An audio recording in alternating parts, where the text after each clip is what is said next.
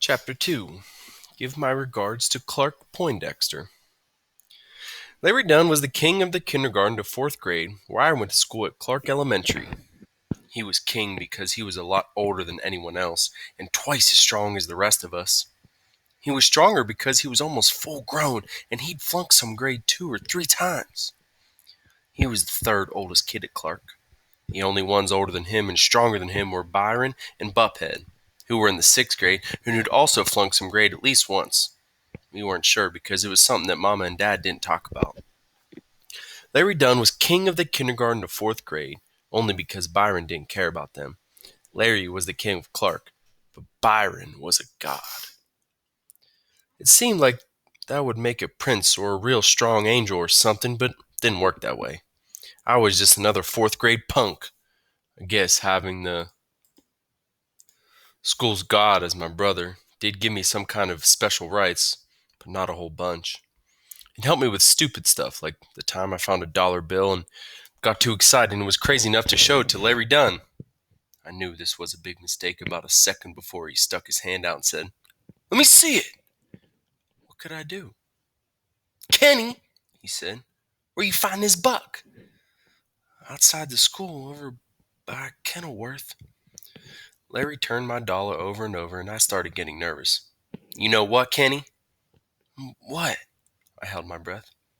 "This is some real strange stuff, but I lost 50 cents over on Kenworth yesterday, and I bought my 50 cents, got hooked up with someone else's 50 cents, and made this here buck."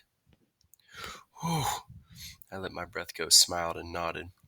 We went to the store to get change, and Larry Dunn got back the 50 cents he lost, and I got to keep the other 50, and that got hooked up with Larry's. I knew if it wasn't for Byron being my big brother, Larry would have said something like, "Since my 50 cents found this other 50 cents and they hooked up to make this here buck, I'm going to keep the whole thing. You know the rules, finders keepers, losers weepers." Having the schooled god as my relative helped me in some other ways too. I had 2 things wrong with me that would have gotten me beat up and teased a lot. More than I did if it hadn't been for By. The first thing was, because I loved to read, people thought I was real smart. Teachers especially. Teachers started treating me different than other kids when I was in the 1st grade. At first I thought it was cool for them to think I was smart, but then I found out it made me enemies with some of the other kids. Back when I was in the 2nd grade, Miss Henry used to take me to different classrooms and have me read stuff out of the Bible or the newspaper in front of other kids. This was a lot of fun until I started looking up from what I was reading and noticed that while Miss Henry and the other teachers were smiling a mile a minute, all the kids had their faces twisted up or were looking at me like I was a 6-legged dog. 2 years ago, Miss Henry took me to Mr. Alum's 5th grade class. Mr. Alums was the toughest teacher in the school, and just being in front of him was kind of scary. He looked down at me and said, "Good morning, Mr. Watson. I hope you're in a good form today." I nodded at him because I wasn't sure what that meant. "Don't be nervous, Kenny," Miss Henry said. "Mr. Lums would like you to read a few passages from Langston Hughes."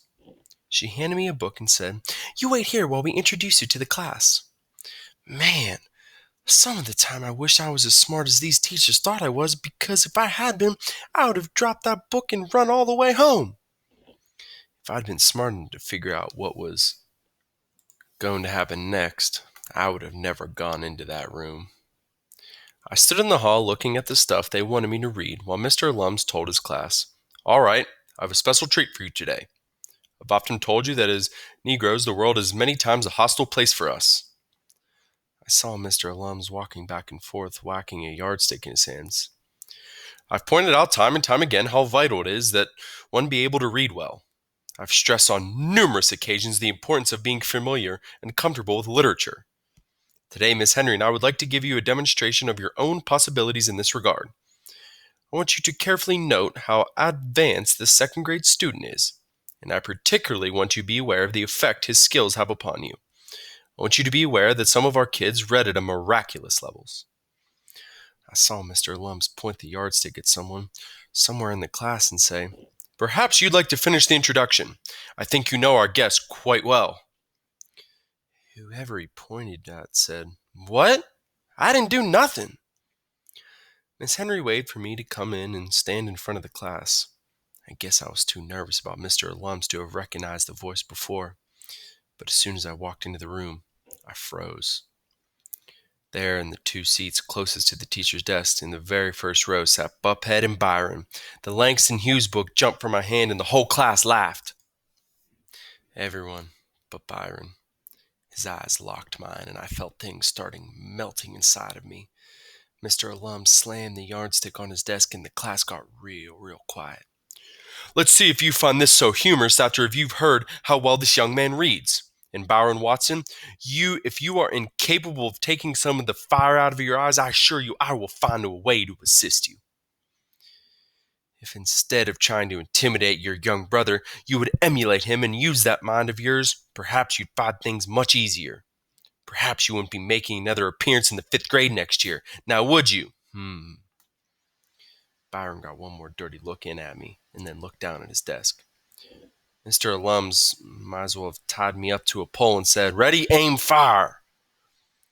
I read through the Langston Hughes stuff real quick, but that was a mistake. Miss Henry said, "Slow down, Kenneth."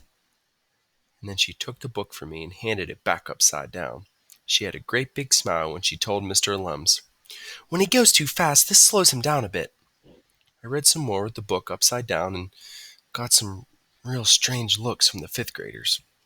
Finally, they let me quit.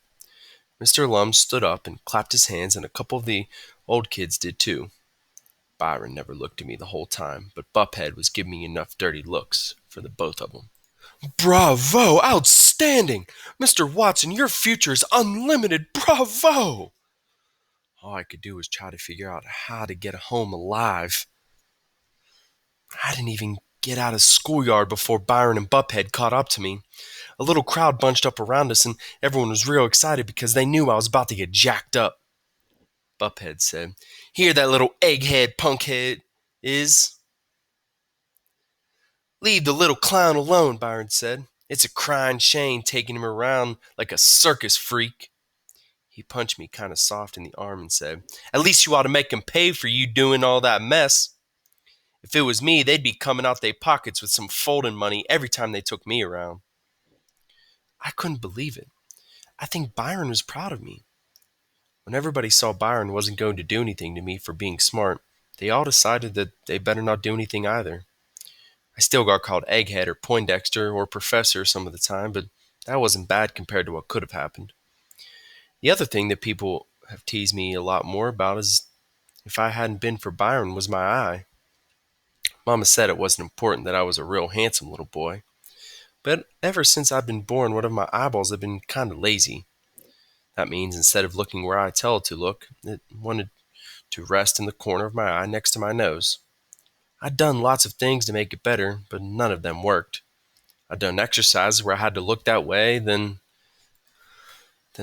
this way, and then that way, up and down and up, and when I went to look in the mirror, the eye still went back to its corner. I'd worn a patch on my other eye to make the lazy one work, but that didn't do anything either. It was fun to play like I was a pirate for a while, but that got boring. Finally, Byron gave me some good advice. He noticed that when I talked to people, I squinched my lazy eye kind of shut, or that I'd put my hand on my face to cover it. I only did this because it got hard to talk to someone when they were staring at your eye instead of listening to what you had to say. "Look, man," he told me, "if you don't want people to look at your messed up eye, you just gotta do this." Byron made me stand still and look straight ahead. Then he stood on my side and told me to look at him. I turned my head to look. "Nah, man, keep your head straight and look at me sideways." I did it. "See? You ain't cockeyed no more. Your eye's as straight as an arrow now." I went to the bathroom, stood on the toilet, and leaned over to look in the mirror, sideways. And Byron was right. I couldn't help smiling. Mama was right, too. I was kind of a handsome little guy when I looked at myself sideways, and both eyes were pointing in the same direction. Even though my older brother was Clark Elementary School's god, that didn't mean I never got teased or beat up at all. I still had to fight a lot and still got called Cockeye Kenny, and still had a lot of people stare at my eye. And I still had to watch when they made their eyes go crossed and when they were teasing me. It seemed like one of those things happened to me every day, but if it hadn't been for Byron, I knew they'd have happened a whole lot more. That's why I was kind of nervous about what was going going to happen if Byron ever got out of 6th grade and went to junior high school before I caught up to him. That's why I was going to send for that book, Learn Karate in 3 Weeks. That was in the back of my comic books.